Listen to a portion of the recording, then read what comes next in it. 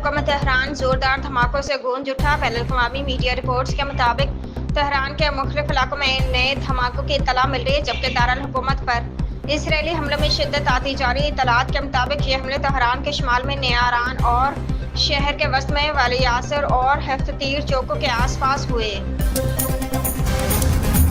Iran ने सुबह सवेरे इसराइल पर बैलिस्टिक मिसाइल हमलों की नई लहर का आगाज कर दिया। इसराइल का शहर हिफा धमाकों और सायरन की आवाज़ों से गूंज उठा। अल जज़ीरा की रिपोर्ट के मुताबिक इसराइली फौजी का कहना है कि ईरान की जानिब से इसराइल पर मुसलसल मिसाइल दागने का सिलसिला जारी है। कई इलाकों में अवाम को फ़ज़ाई हमले से बाखबर रखने के लिए सायरन बजाए जा रहे हैं। इसराइली फौज ने सोशल मीडिया प्लेटफॉर्म एक्स पर जारी बयान में कहा कि इस वक्त फ़ज़ाइया खतरा ख़त्म करने के लिए जहाँ ज़रूरी हो वहाँ ईरानी मिसाइलों को रोकने और जवाबी हमले करने में मसरूफ़ अमल है।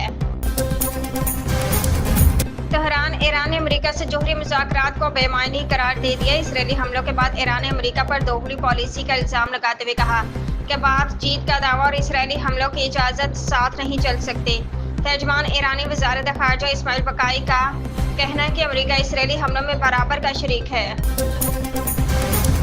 लंदन ईरानी प्रोफेसर मोहम्मद मरंदी ने एटमी प्रोग्राम के मुज़ाकरात से मुतल्लिक़ सवाल पर बरतानवी टीवी स्काई न्यूज़ की मेज़बान यल्दा हकीम को करारा जवाब दे दिया। दानिश्वर और तज्ज़ियाकार ईरानी प्रोफेसर मोहम्मद मरंदी ने बरतानवी खातून सहाफ़ी के सवालात के जवाब देते मगरबी मीडिया के दोहरे मयार को शदीद तनकीद का निशाना बनाया। एक टीवी प्रोग्राम में मेज़बान और मारूफ सहाफ़ी यल्दा हकीम ने ईरानी प्रोफेसर मोहम्मद मरंदी से ईरान पर जहरीत का इल्ज़ाम आयद करते हुए पूछा कि ईरान कब मुज़ाकरात की मेज़ पर वापस आएगा। क्या ईरान ट्रंप की पेशकश कबूल करेगा?